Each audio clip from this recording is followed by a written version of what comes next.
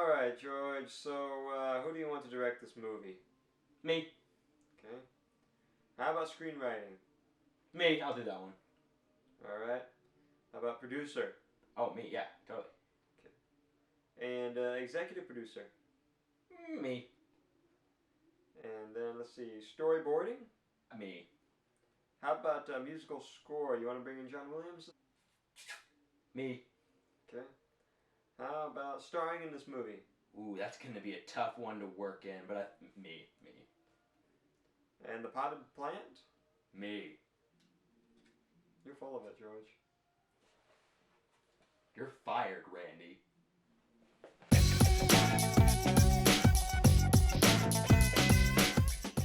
So the movie opens up with this big space battle going on. And it starts off pretty promising. There's this whole thing where they're flying, trying to rescue the Chancellor Palpatine, and that's where I kind of got confused, because it was like, how did they get that close to Coruscant? I mean, yeah, I guess, yeah, they have light speed, but it's even still, how did they get Chancellor Palpatine? How did they make an excursion into the heart of the Republic? But it seemed pretty legit. It seemed like a legit opening. So basically they have to go rescue the Chancellor. They get inside the ship, and through miraculous stuff, they fly in to the hangar, the open hangar, and then they basically have to fight Count Dooku. Obi-Wan gets, kicked over. He collapses and faints.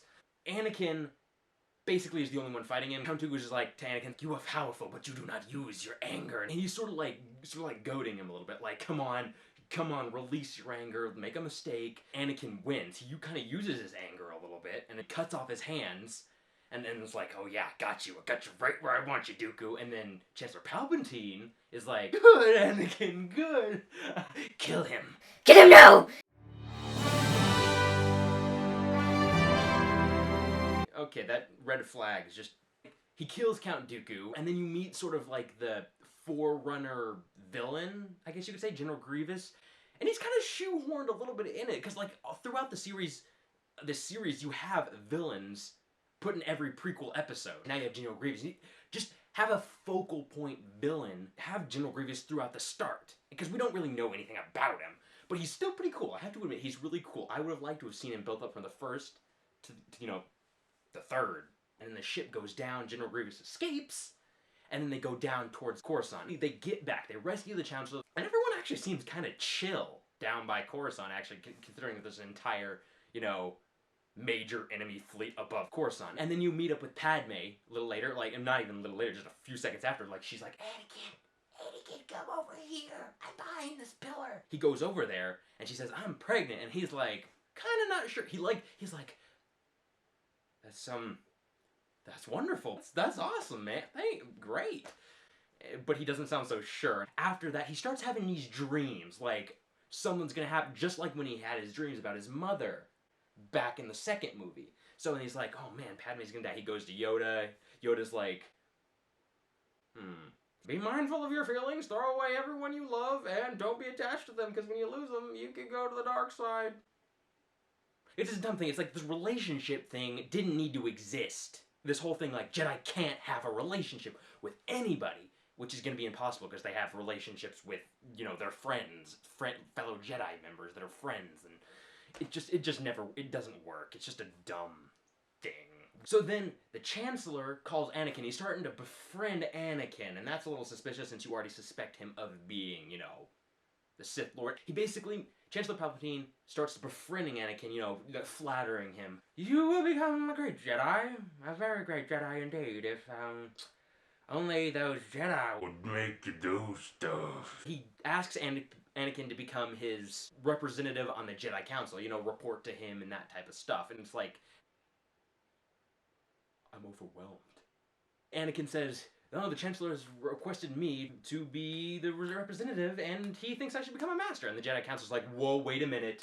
And then he's whining, he's like, it's not fair. You don't trust me. It's blah, blah. I'm a whiner. After the council, disbands or whatever, Obi-Wan tells Anakin that he needs him to spy, and he's like, huh? And then there's this whole, water show with the big bubbles and, fish flying out of him, and Chancellor Palpatine wants to talk to Anakin again, and this time, it's like, so obvious. Anakin should realize this by now. They sent you to spy on me, I don't think... He's trying to, like, plant the seeds of doubt about the Jedi Order. And then after he does that, he sort of starts putting in the, oh, the dark side is actually kind of good. He does this whole thing, like, obviously evil head turns. Does it, like, 4 times, and the way he's talking, everything, like Anakin could even hear, you know, the evil theme music that was playing.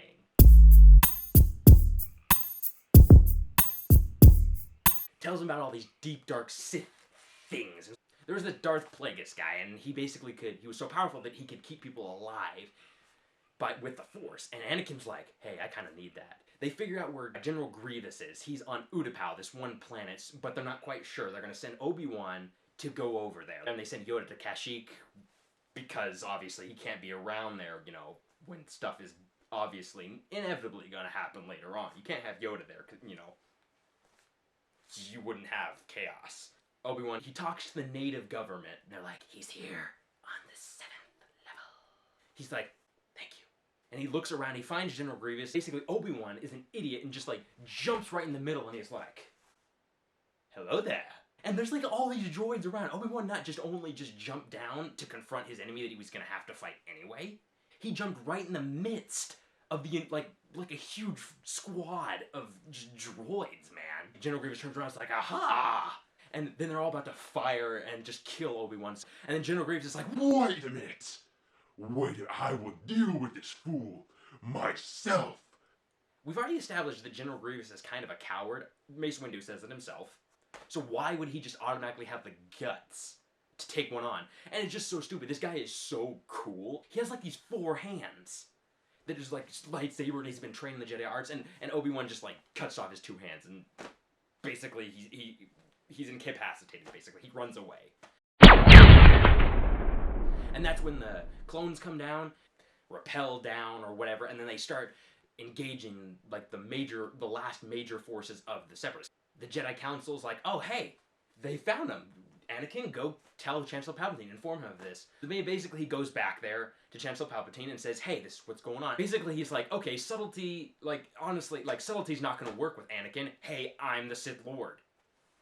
And then Anakin, like, just takes his lightsaber out, is like, hey, you're the Sith Lord, oh, you're bad. And he's like, hey, think about it, I could save Padme. Like, I'm turning you over. Like, that's a good idea. Of course you have to, yes, you gotta do that. Think about it, the dark side is the only way to save the one you love. Anakin goes back and tells Mace Windu, and Mace Windu says, really? Wow, it's worse than we feared, even though that technically speaking we were suspecting him all. Okay, sure, I get that Palpatine is powerful, but how did they not? They've got like the Jedi Council right there. You got every most powerful Jedi right there, like what? Couple blocks away from where Chancellor Palpatine sleeps? He picks like a couple masters that are there, obviously, because a lot of other ones are, you know, doing military operations off in distant galaxies and what. So he basically brings in, he comes in there, they all take out their lightsabers in this like really cool pose. In the name of the Galactic Senate, you were under arrest. It's treason then. Ah! And he like jumps right at them, and it's 4 Jedi. Like, he's jumping right into the middle. It's not like, oh, I'm gonna jump over here and take one down, the other, then the third, and he jumps right in the middle of them, and there's this one guy that's like, huh? Gets killed. Failure. You're off the Jedi Council forever. You're not gonna come back as Force Ghost, okay? The other 2 gets like dispatched really easy, and he is confronted firmly with Mace Windu. So they're basically battling it out, and then Anakin. This is one of my favorite scenes in the movie because it was one of the scenes that was really good. There's this whole scene. He's in the Jedi Council, and there's this beautiful light, and then you see the like really hard nature of all like the, you know, city outside, and it's like, wow. And there's this dramatic music, the lighting, and then you see Padme going back and forth and stuff. And I love that. Like, there's a lot of fades. I loved it. It showed that she's really struggling, which is what this trilogy was supposed to do. This trilogy was supposed to show how a good man goes bad. This is supposed to be basically all the bad decisions that Anakin made, and it's supposed to parallel his son, Luke, making all the good decisions and turning onto the light side. That was that was technically what George Lucas is intended in the first place. Anakin decides, okay, I have to keep Palpatine alive. Eventually he takes out Mace Windu, and he's like, no! What have I done? And there's like the full swing, like, snap, he's dark side now, and the guy's like, The Force is strong with you. I'll do whatever you say. Just help me save Padme's life. He turns to the dark side just like that. Even if it's to save Padme's life, it doesn't make sense why it was so sudden. And then Palpatine goes to that one clone leader and says, "Hey, time to execute Order 66." And they're killing all the Jedi. They're killing all the Jedi around the galaxy. And then Anakin goes to take out the Jedi Temple. He kills children. It's like, okay, you went from this Jedi that was supposed to be so good, and he's supposed to be so talented, and all of a sudden he's going to kill children. He goes back to Padme, tells him all this stuff. Oh, the Jedi have rebelled. And it's like, no. The Chancellor sent me on to go take out the last bits of Separatists remaining, all the leaders, all the financial dudes. And then Obi-Wan learns this, meets up with Yoda, who happens to escape off of Kashyyyk after, the clones did sort of the same thing. Then they learn the truth. Anakin did it. He's the dark side. Obi-Wan is sent to take out Anakin. He goes to Padme and says, "Where's Anakin? He's evil." She's like, "I don't know where he is." Basically, she leaves to go to Mustafar because she actually knows where he is. And he gets onto the ship and sort of rides with her. Yoda goes to take out the Emperor. The fight with the Emperor and Yoda was cool for a little bit, and then you got bored. It's like, okay, this is going on for way too long. Then Padme gets to Mustafar, and Anakin's already done the dirty business. He's cut up all the Separatists, and he's evil, and which is a good scene. It shows that he's really turning evil. See, there's a lot of good scenes in this movie. He sees her ship. Padme! Whoa! Oh, man. As Obi-Wan told me, you're killing younglings. Oh, that crackpot, Obi-Wan. What's he filling your head with now? My new powers can save you, Padme. What I did for us. Just, I like it, but it's dumb. Anakin, you're breaking my heart. You're going down a path I cannot follow. Obi-Wan was right. Oh, just more terrible dialogue. Obi-Wan shows up at the top and looking like a disappointed father, like, kids. Leia, you betrayed me. You lead it. You brought him in. You're trying to just kill it. Force choke Padme. What? Okay, you go from loving her, killing children for her, do you just start choking her all out of the blue just because Obi-Wan happens to be on her ship? Obi-Wan's like, "Stop it, Anakin." He just lets her. He's like, "Anakin? Stop it, Anakin. Anakin, she's gonna die. Anakin, really? Okay. It's not funny anymore. Anakin, the joke is old, Anakin. Come on." And then she basically collapses after he finally stops. He's like, "I've brought power to my new empire. She has betrayed me. I hate you. Only a Sith deals in absolutes, blah, blah." I can see where it's going there. He's trying to turn him back to the light side, but he's not really doing a very good job of it. "My loyalty lies with the Republic, with democracy." And he's like, "Don't make me kill you." And it just jumps right in. It's like, and then they have this awesome fight scene. This was a great fight scene. Like the music and the fights and all perfect, and it just works. And then it goes on too long. They get to this whole thing where they're doing like the teeter-totter thing and swinging on the masthead thing and just fighting. It's like, so basically they only get like one hit in every 5 minutes.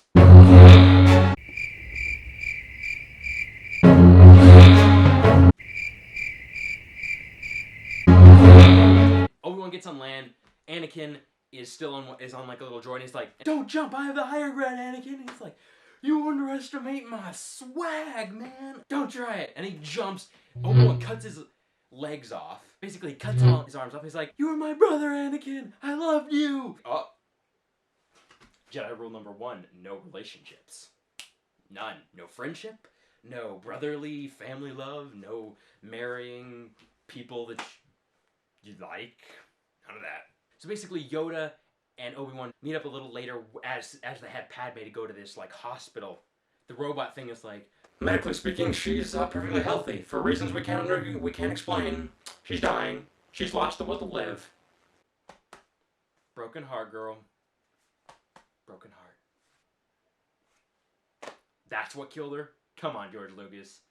You've written better. Basically, she has the kids at the same time that Anakin is turning into Darth Vader. And then it gets the whole thing. She's like, names the kids, and she's like, "I see Leia, and I see Luke." And Leia is supposed to have remembered her mother in the 3rd movie, the good one. Like, real episode. Yeah, you know what I'm talking about. She's supposed to have remembered her mother, what she looks like, her personality, sweet, kind, but sad, and all that stuff. It's like, well, yeah, she's sad. She's dying of a broken heart, if that's what you mean.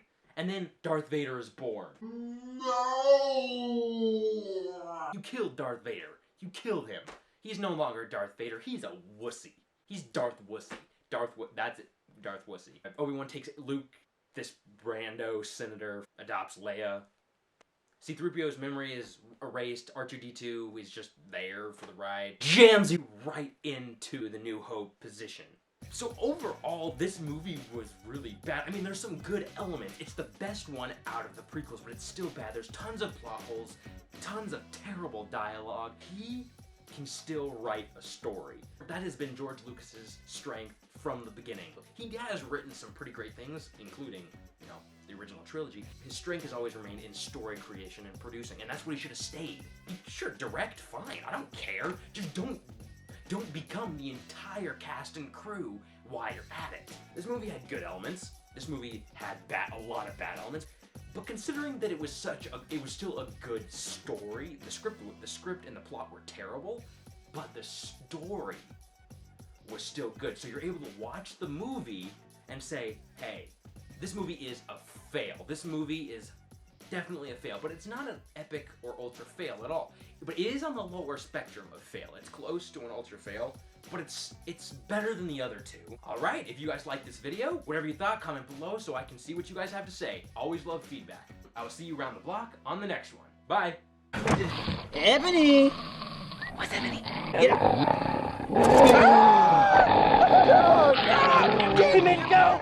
Demon, go! Remember to hit the melee button after about 5 hits. Sam, you jumped the gun! You jumped the gun! Oh no! You guys suck. There's only one way to do that. This is how you celebrate a party! Woo!